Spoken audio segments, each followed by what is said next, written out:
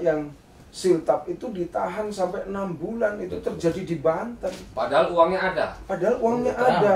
Giliran masyarakat mau bergerak, di mana teman-teman bergerak, PPD mau bergerak ini, karena udah 6 bulan belum makan. Nah, teman-teman bergerak, baru mau bergerak besok siltapnya turun. Padahal alokasinya sudah ada dan uangnya juga sudah ada. Kemendagri mungkin bisa ikut mengawasi yang begini-gini. Atau anggaran sudah ada, alokasi sudah ada, kenapa diperlambat? Anda misalnya udah 15 tahun. Ya. Oke, ketika kerja ada yang baru. Ya. Baru masuk nih. Baru masuk kan? Baru masuk. Itu pas baru masuk juga sama. Sama. Tidak ada perbedaan sama sekali. Ini ketidakadilan. Karena apa? Tidak ada aturan yang mengatur. Kita tidak hanya menuntut hak supaya penghasilannya besar, tetapi di sisi lain sebetulnya kita juga kepengen bahwa kita profesional. Yang kita harapkan itu adalah sebuah pelatihan itu yang muncul mulai dari pembiayaan, tempat pelaksanaan itu dari pemerintah.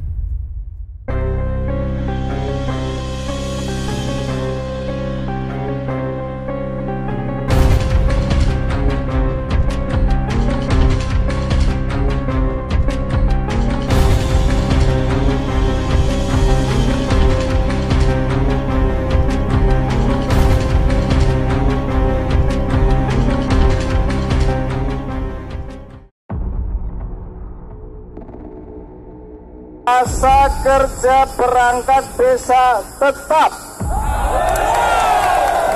sampai umur 60 tahun sesuai dengan Undang-Undang Nomor 6 2014.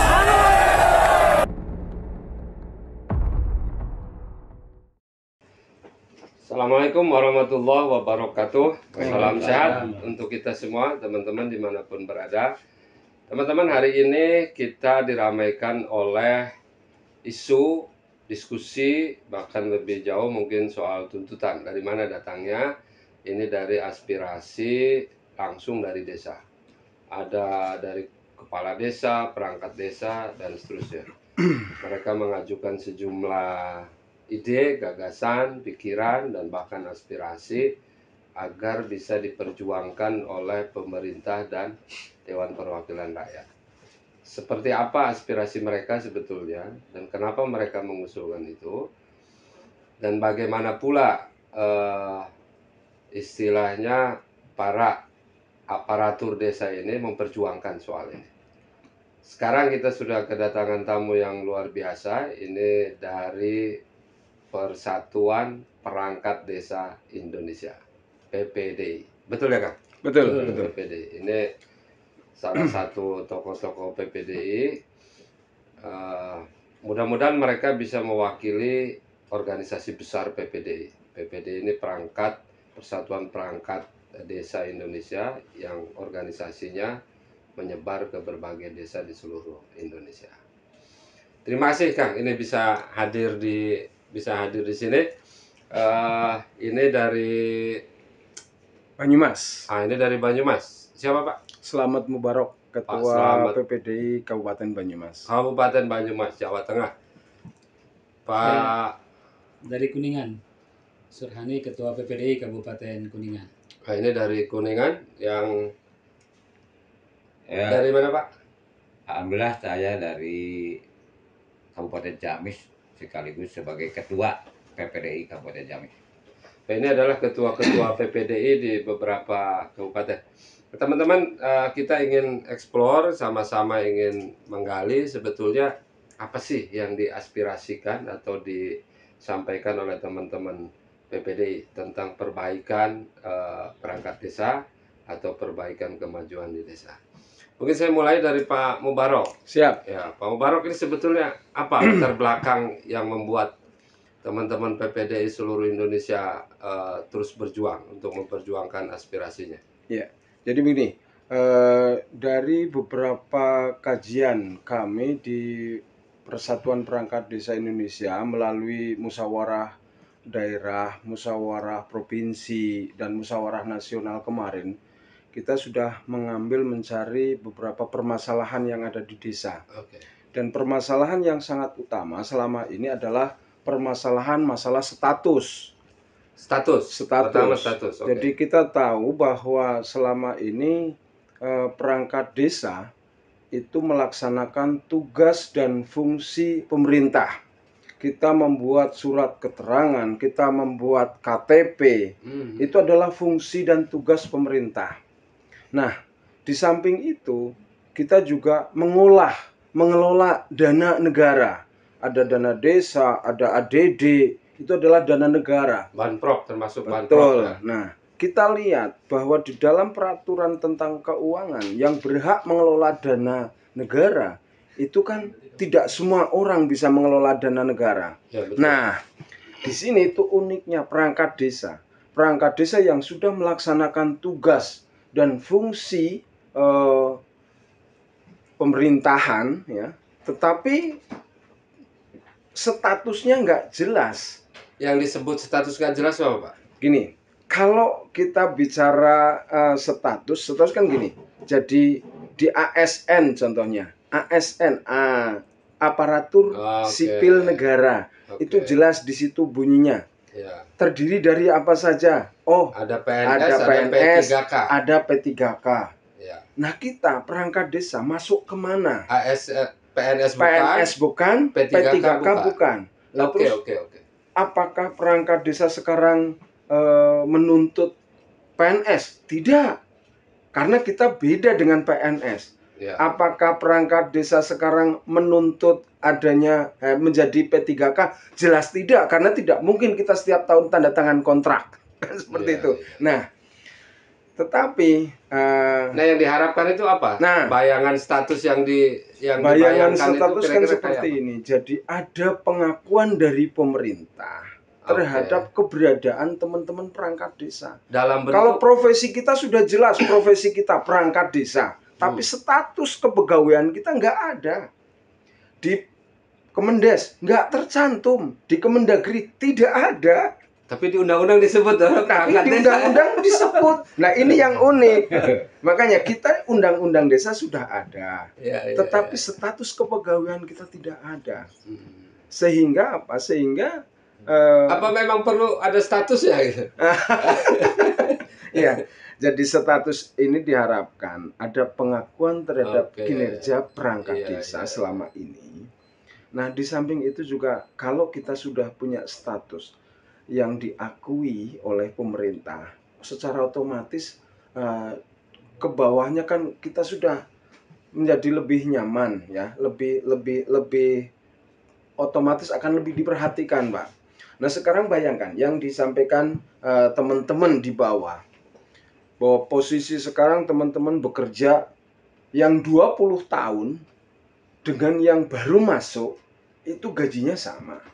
Nah, ini kan tidak contoh misalnya gini, Anda misalnya udah 15 tahun. Ya. Oke, ketika kerja ada yang baru. Ya. Baru masuk nih. Baru masuk kan? Baru masuk. Itu pas baru masuk juga sama. Sama. Tidak ada perbedaan sama sekali. Ini ketidakadilan. Karena apa? Tidak ada aturan yang mengatur secara terperinci, aturan undang-undang yang mengatur. Nah, selama ini yang mengatur level kesejahteraan itu lewat apa? Kita hanya lewat peraturan bupati ya? Peraturan bupati. Dan ada memang. Dan enggak. itu setiap desa sama atau enggak? Enggak. Jadi gini, kita ada PP 11, PP peraturan pemerintah, mulai dari PP 43, PP 47, dirubah lagi terakhir dengan PP 11. Ya. Nah, di PP 11 memang di situ sudah ada penghasilan tetap kepala desa dan perangkat desa minimal 2A, setara 2A.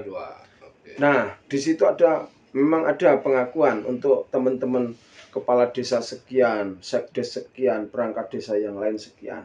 Nah, itu. Nah, tetapi kembali lagi statusnya nggak jelas. Kita sudah punya undang-undang tentang desa, undang-undang desa, undang-undangnya punya, tetapi status kepegawaiannya nggak jelas. Nah, lalu apa yang diinginkan oleh teman-teman? Kan mesti seperti itu. Nah, yang diinginkan teman-teman adalah pengakuan pemerintah terhadap status kepegawaian perangkat desa. Dan yang kita usulkan adalah karena kita tidak mungkin jadi PNS, kita tidak mungkin jadi P3K, maka kita tawarkan kepada dan kita minta kepada Dewan Perwakilan Rakyat selaku perwakilan dari masyarakat dan kami bagian dari masyarakat, ayo kita kepengen adanya undang-undang khusus yang mengatur tentang aparatur pemerintah desa, yaitu Undang-Undang Aparatur Pemerintah Desa. Nah, itu kan lebih asik, Pak. Teman-teman, ini kita dapat satu poin ini soal status. Ini saya harus sampaikan sejenak. Status yang dimaksud ini kayak contoh misalnya di birokrasi pemerintah itu dilindungi oleh Undang-Undang ASN, ada payungnya. ASN itu aparatur sipil negara, di dalamnya ada dua. Satu PNS, yang kedua P3K. Nah, perangkat desa, perangkat pemerintahan desa, ini di luar ini. Nah, di luar soal ini. Karena ini di luar soal ini berarti dia tidak diatur oleh Undang-Undang ASN. Nah, teman-teman perangkat desa menganggap ini statusnya nggak jelas. Piye tuh ini? Kita kerja tapi kok status kita nggak jelas. Sementara Undang-Undang Desa menyebutkan ada nomenklatur perangkat desa. Oke, ini kita catat satu. Mudah-mudahan yang lain bisa bisa memahami. Yang aneh lagi nih, Bapak. Ini aneh lagi dan ini unik lagi. Pada saat hari Senin, ya, teman-teman perangkat desa itu memakai baju seperti ini, Pak. Di sebelah kanan ini ada uniform resmi ya? Ini uniform resmi dari ASN sebetulnya. Dari ASN, ya? Adopsi. Iya. Padahal bukan ASN. Padahal bukan ASN. Di sebelah kanan itu ada provinsi, Kemendagri, di sebelah kiri ada kabupaten, kan kelihatannya gagah sekali. Tapi ini kan adalah gagah, kan? Lah, betul, enggak maksudnya seperti ini. Jelas statusnya. Ini sebetulnya kan baju khusus untuk ASN. Iya. Bukan perangkat bukan desa. perangkat desa. Nah, sekarang kalau kita balik lagi nih. Pada saat kita bukan polisi. Iya. Saya bukan tentara. Saya pakai baju tentara, jalan-jalan keluar kota atau mungkin jalan-jalan di jalan. Saya ditangkap, Pak. Polisi gadungan itu. Tentara gadungan ini itu. nggak ditangkap, Nah, kan? ini bisa terjadi ditangkap, ini ASN gadungan begitu. Tapi kan nggak ditangkap. Oke, ini soal status ya. Mungkin ada tambahan, Pak. Ini soal apa sebetulnya? Ya, itu tuntutan atau yang aspirasi teman-teman perangkat disampaikan desa. teman-teman seperti itu, Pak. Karena waktu kegiatan-kegiatan auden dulu emang dipertanyakan oleh saudara kita seperti itu. Sampai kita menanyakan ke Menteri Menpan terkait status kepegawaian kita. Itulah, itu kita nggak terdata dimanapun, sampai di Kemendagri pun kita data perangkat desa itu nggak ada, kurang gitu. Kalau minta data perangkat desa, makanya dulu minta data mau meminta NIPD pun data di Kemendagri itu NIPD itu apa? Nomor induk aparatur perangkat desa. Ya. Gitu. Jadi akhirnya Mendagri membuat edaran untuk mendata perangkat desa melalui dinas DPM. Kan gitu. Makanya ini baru berarti ya? Iya, baru. Baru Kemarin setelah kita auden dari Kemendagri membuat edaran. Akhirnya dinas ditindaklanjuti ke desa-desa kan gitu. Minta data perangkat desa. Kan gitu. Padahal perangkat desa udah ada dari zaman dulu ini. NIPD aja baru nongol sekarang ya. Oke. Iya. Itu tambahannya, Pak, gitu. Pak Toto, mungkin selain soal status apa, Pak, yang menjadi perhatian teman-teman perangkat di luar soal status? Itu kesejahteraan, Pak. Kesejahteraan. Kenapa kami berbicara kesejahteraan? Karena teman-teman kami itu kan bekerjanya juga tidak mengenal waktu, Pak. Bisa 27 jam, Pak? Bisa. 24 jam kurang. Segala urusan sampai pelayanan publik dan lain-lain, termasuk warga yang sakit. Termasuk orang yang sunatan juga, Pak? Iya. Intinya pengeluaran perangkat desa itu kalau kita kalkulasi tidak sesuai dengan pendapatan. Oke. Kenapa? Kali ini kan perangkat desa cuma penghasilannya itu cuma dari siltap, yaitu penghasilan tetap ya, Pak. Yang mana di sana boleh tahu nggak, Pak, siltapnya berapa sih sebetulnya? siltap itu Siltap ini kan yang penghasilan tetap rutin bulanan, loh. Ya, bulanan. Siltap itu untuk sekdes itu 2.350.000, untuk kepala desa 3 juta, dan untuk kaur 2.100.000. Di luar itu, di luar kaur ada lagi? Tidak ada, karena yang diakui oleh pemerintah hanya sampai kaur kasih dan kewilayahan. Adapun seandainya desa memerlukan operator atau staf, itu harus dibayar dari PAD, Pak. Dari PAD. PAD, pendapatan asli desa. Ya kalau yang punya PAD ya mungkin bisa, tapi kalau yang tidak punya PAD, Ini setiap kabupaten kota sama nggak siltap? Beda Pak, beda. Beda ya? Beda. Yang membedakan itu apa? kalau menurut aturan harus dilaksanakan. Oke. Kenyataan ternyata siltap Ciamis tidak sama dengan siltap Jawa Tengah ataupun yang ada di Sumatera. Termasuk cairnya juga kalau kami, alhamdulillah untuk Ciamis setiap tanggal 5 udah cair Pak, seperti PNS. Setiap tanggal 5. Tapi yang lain Ada yang bisa 3 bulan sekali 3 ya. bulan, 6 Ada yang 6 bulan Yang belum 6 bulan. diberikan Pak. Kalau Banyumas berapa Pak? Kalau Siltap. Banyumas siltap itu sudah mendingan Pak, karena siltap itu aturannya jelas di PP 11 tahun ya. 2019 bahwa ada standar paling rendah standar minimal. Di sana disebutkan bahwa untuk penghasilan tetap perangkat desa itu untuk apa itu kaur itu minimal 2.022.000. Nah, kalau untuk sekretaris desa itu minimal 2.100.000. Kalau untuk kepala desa minimal 2.200.000. Nah, dari ini itu kan tergantung kebijakan pemerintah daerah, perda dan perbubnya dalam hal ini. Kalau perbub di Kabupaten Banyumas sekarang sudah agak mending Pak, karena kalau di Kabupaten Banyumas itu untuk kepala desa siltapnya sudah 4.800.000, 4.400.000. Lumayan. Kalau untuk sekretaris desa sudah 3.300.000. Kalau untuk perangkat desa itu 2.200.000. Itu penghasilan tetap. Nah, kawan-kawan kita, khususnya kawan-kawan yang ada di Banten misalkan, di Banten itu bisa 6 bulan itu belum terbayarkan Pak. Nah, itu kasus-kasus yang begitu kenapa bisa terjadi Pak? Nah itu apa keterlambatan ya, kalau kita sebut keterlambatan. Kalau ini Ciamis kan udah bagus, rutin Pak ya. Kuningan juga rutin Pak ya. Rutin Tiap bulan. Tapi kenapa ada kasus yang biasanya ada keterlambatan di dalam penyusunan APBDes.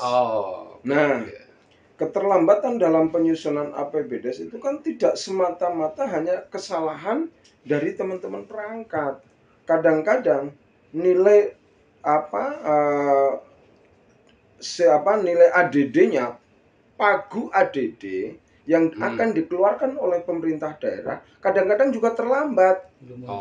Sehingga kita tidak bisa nggarap APBDes. Ini berarti soal sirkulasi perencanaan keuangan desa. Ya. Nah, sehingga diharapkan dari teman-teman perangkat desa, termasuk menjadi salah satu usulan dari Persatuan Perangkat Desa Indonesia adalah bagaimana siltap ini diatur di luar daripada ADD, tapi langsung dana transfer dari pemerintah. Sehingga tidak perlu lagi pemerintah pusat. Betul, pemerintah pusat. Di luar DD. Di luar DD. Sehingga DD itu dana desa ya.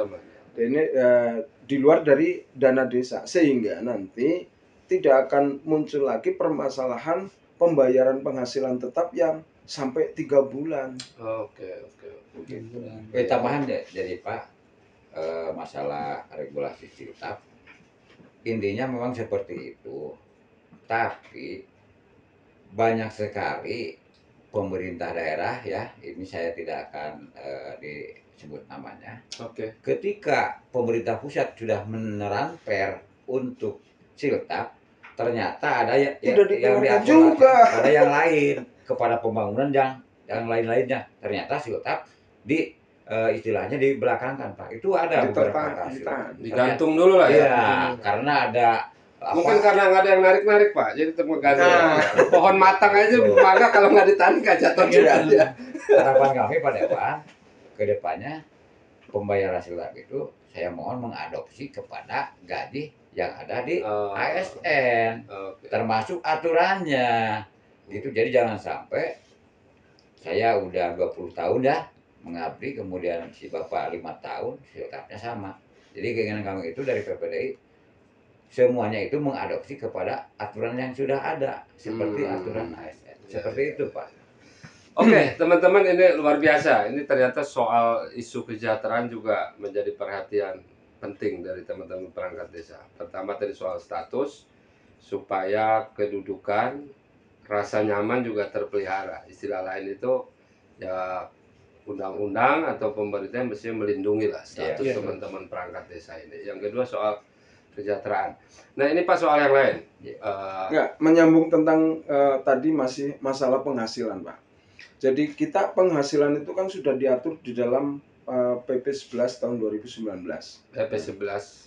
Saat itu kita dapat pada saat kegiatan silaturahmi nasional Jilid 2 yang dihadiri langsung oleh beliau Pak Presiden. Oke. Nah, tetapi implementasinya di daerah itu masing-masing tidak sama.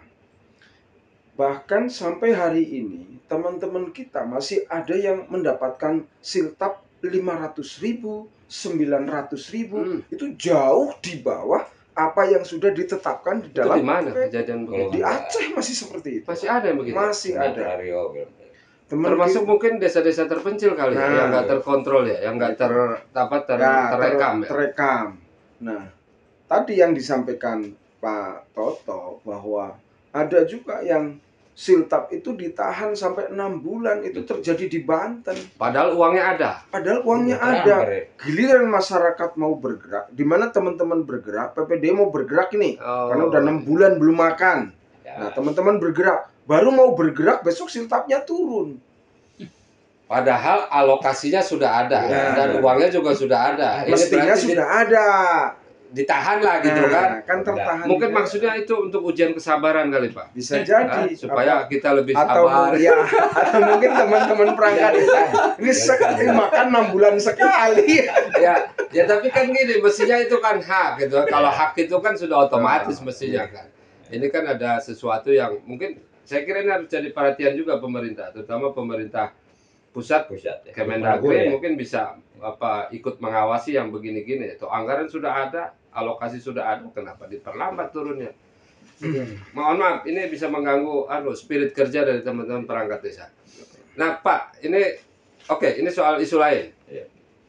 Saya mau tanya, selama ini bimbingan dari pemerintah, apakah pemerintah pusat, provinsi atau kabupaten kota, terkait dengan peningkatan kemampuan aparatur desa. Ini selama ini apa yang diterima oleh teman-teman?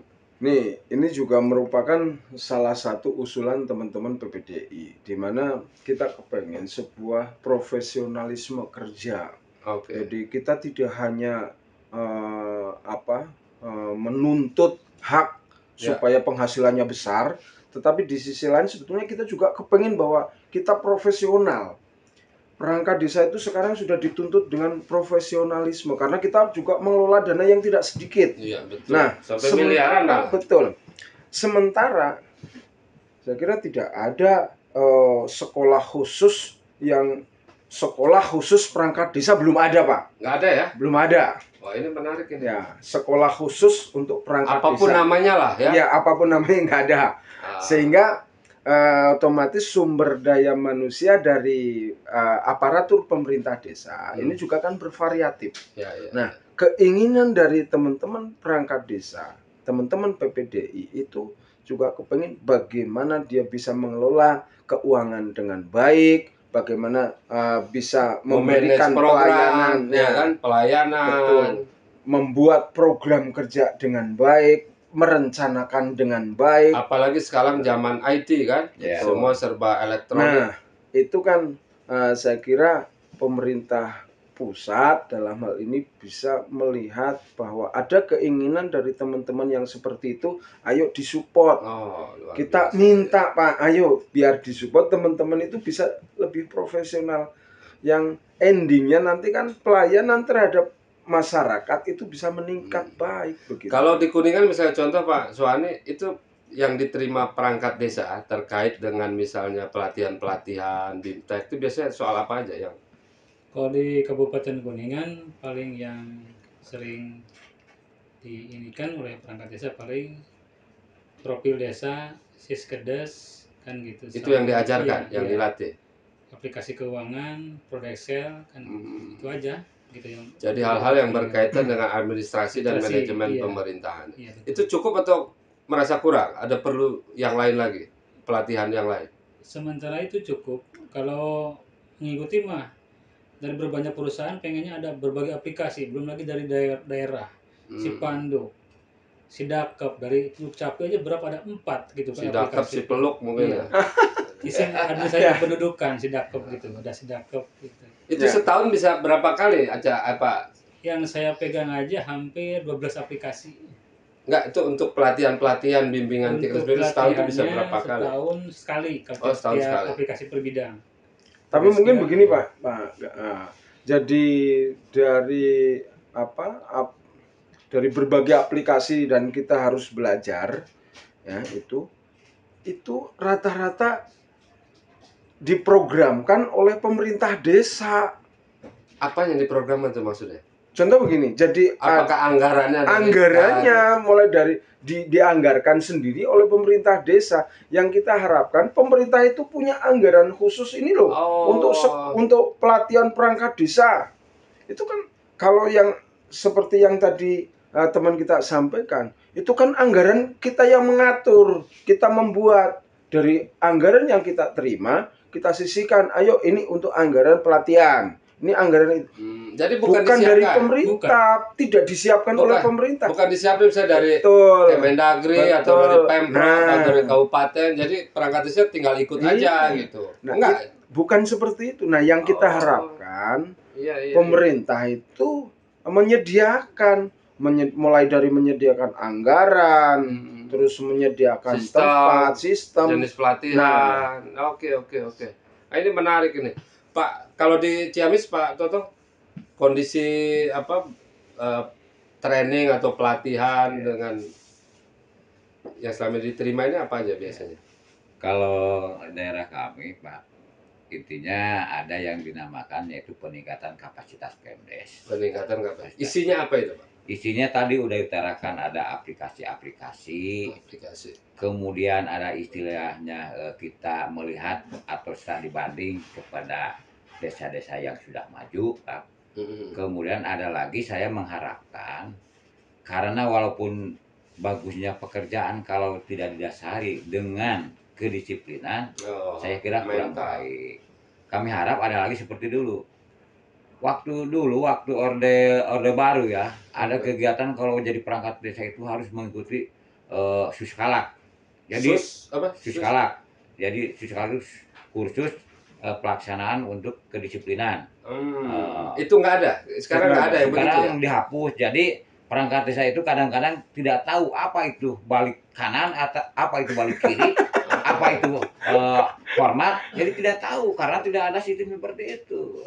Itu perlu ada semacam penerapan kembali supaya perangkat desa itu menjadi perangkat desa yang tahu, dalam artian bagaimana cara bersikap, bagaimana cara berdisiplin. Jangan sampai ada perangkat desa yang tidak tahu Pancasila dan lain-lain. Itu saya tidak mengharapkan seperti itu, Pak. Nilai kenegaraan.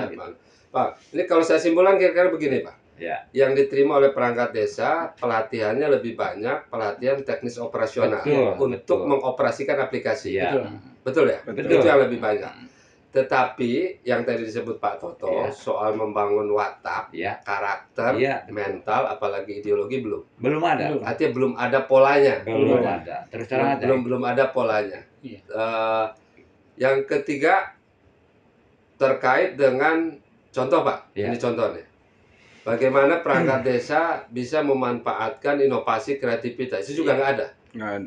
Pelatihan memancing inovasi dan kreativitas juga nggak ada. Itu pun yang tadi disampaikan Pak Toto terkait dengan pelatihan ada studi banding, ada apa. Itu juga anggaran inovasi, anggaran dari desa, bukan anggaran dari pemerintah. Nah, yang kita harapkan, teman-teman PPDI itu harapkan pemerintah menyediakan. Itu kalau dari desa menyelipkannya dari pos mana? Nah, begini, kalau desa di dalam mengelola sebuah keuangan itu otomatis kan harus tertata, tersusun terlebih dahulu, Pak. Mulai dari perencanaan itu mulai dari kita membuat RPJM Des. Di RPJM itu masuk ke dalam RKP. Di RPJM itu masuk dulu peningkatan kapasitas perangkat desa, masuk dulu ke situ. terus masuk lagi ke RKP yang setiap tahun ada. Rencana kerja. Nah, rencana kerja yang setiap tahun itu masuk lagi. Baru turunannya ke bawah di APBDes. Nah, itu baru bisa dilaksanakan. Tapi kembali lagi itu adalah inovasi dari desa sendiri. Tapi yang kita harapkan itu adalah sebuah pelatihan itu yang muncul mulai dari pembiayaan, tempat pelaksanaan itu dari pemerintah. Apa nih yang kurang seperti tadi Pak Toto sampaikan? Ternyata nilai ideologis kita masih kurang, terus kedisiplinan masih kurang, watak masih kurang, kenegarawanan kita masih kurang. Apalagi soal visi belum nyambung itu. Oke.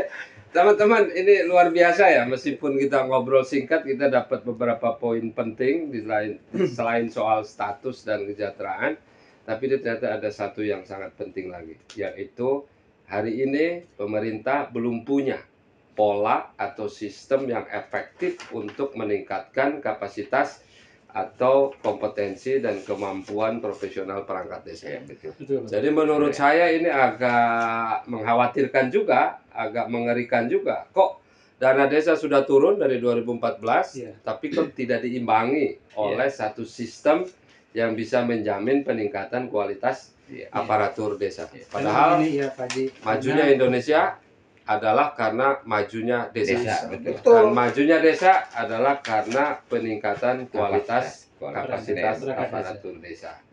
Luar biasa. Jadi bukan saja soal mengoperasikan aplikasi-aplikasi itu, memasukkan input data, bukan. Tapi lebih dari itu, pertama soal ideologi, itu harus juga dinaikkan. Yang kedua soal mental, spirit kerja, kedisiplinan, soal semangat dan susah. Dan jangan lupa perangkat desa juga harus ditumbuhkan inovasi dan kreativitasnya. Berarti the power of mind, kekuatan pikiran harus dan jangan lupa Pak, kita ingat apa yang disampaikan oleh Pak Hatta, Bung Hatta, pahlawan kita, bahwa Indonesia itu akan bersinar bukan karena obor yang ada di Jakarta, tapi karena lilin-lilin kecil yang ada di desa. Jadi desa apalagi kalau bukan lilin Pak, tapi obor, makin terang lagi, ya kan? Makin terang lagi. Karena lilin itu ada di kota Pak. Kalau di desa itu obor karena ada pohon bambu gitu kan. Nah.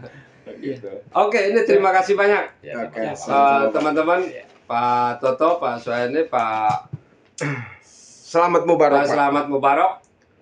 Meskipun singkat, tapi mudah-mudahan kita semua bisa mendapat spirit, energi dari apa sih sebetulnya yang diinginkan oleh teman-teman perangkat desa.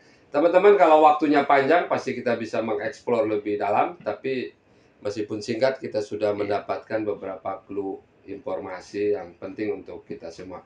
Mudah-mudahan ini juga bisa di follow up, ditindaklanjuti oleh semua pihak terkait, terutama pemerintah pusat, pemerintah provinsi, pemerintah kabupaten juga saya kira, ya kan? Ya, dan yang terpenting tentu teman-teman di perangkat desa seluruh Indonesia. Jangan lupa Dewan Perwakilan Rakyat Republik Indonesia juga mesti menyerap aspirasi ini sebagai bagian untuk menyempurnakan revisi undang-undang desa. Oke. Terima kasih Pak Mubarak, Pak Suhaini, Pak Toto. Sampai jumpa teman-teman di lain waktu, lain kesempatan. Assalamualaikum warahmatullahi wabarakatuh. Waalaikumsalam warahmatullahi wabarakatuh.